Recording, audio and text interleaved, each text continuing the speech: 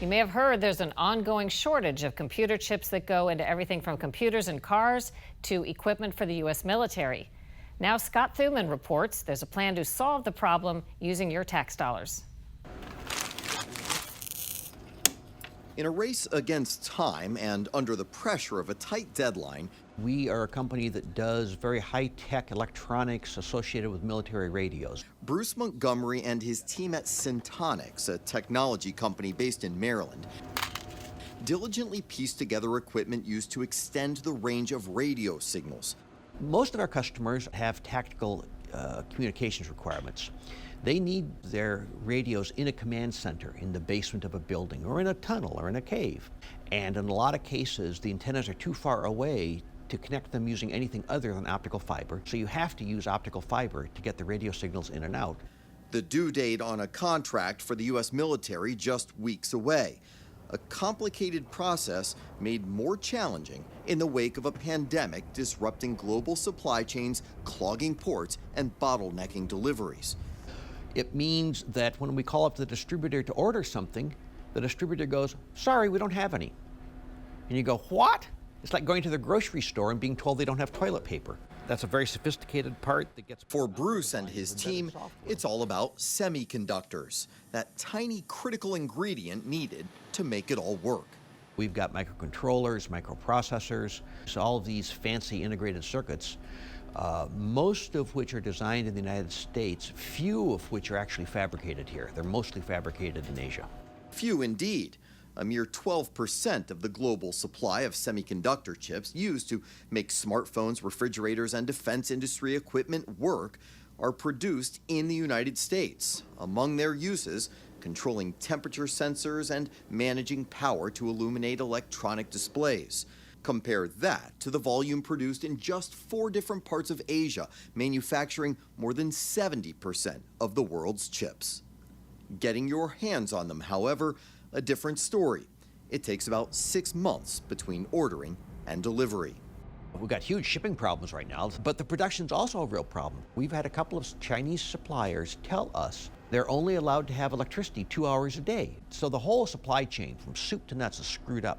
Have we become too reliant on products from Asia? Based on this COVID experience, I'd say, yeah, we've become overly reliant.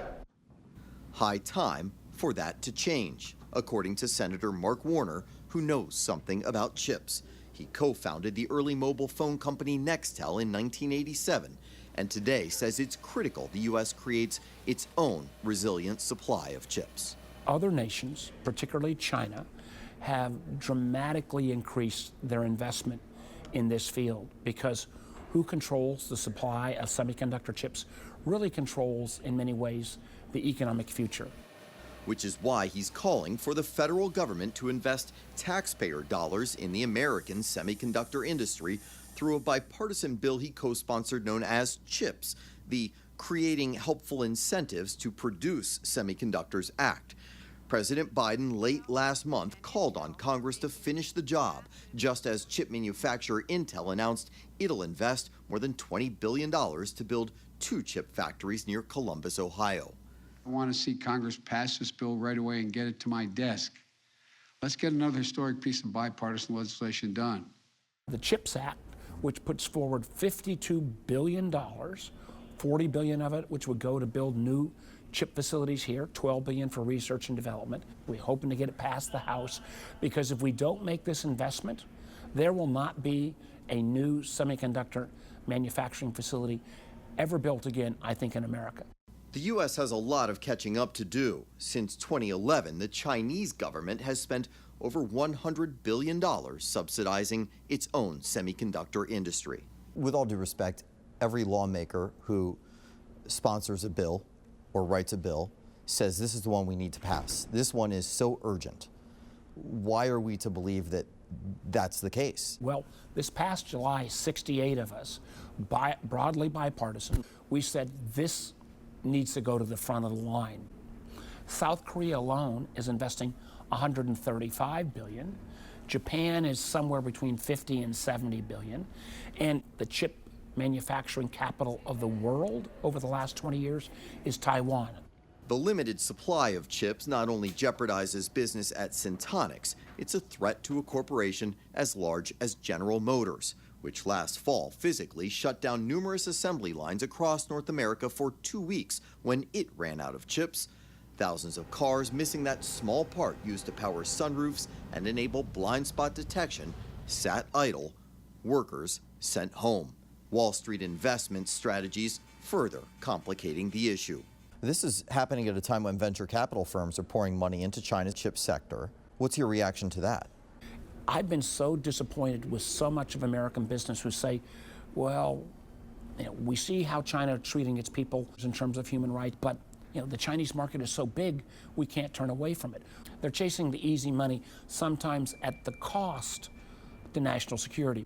Part of the law in China requires any private company that their first responsibility is not to their shareholders, it's to the Communist Party. And I find it outrageous, frankly, if there are American and, for that matter, other Western companies helping to finance that. We've got a variety of projects going on. Most of 2022 will pass before Syntonix and its supplier are expected to get back up to speed. In the meantime, he'll keep scouring the globe. If they aren't available, I honestly don't know what we're going to do. So let's say Congress provides the $52 billion tax dollars. How long would it be before more chips are actually made in the U.S.? Well, it certainly wouldn't be overnight. I'm told that even if we act with a sense of urgency, it could take up to 5 years just to build the proper facilities. And then there's a workforce. Senator Warner says there's plenty of trained employees across the country from building chips over the past 20 years that then could be used in these positions. But you would clearly have to train more, and that too would take a lot of time. Really good information. Thanks a lot, Scott.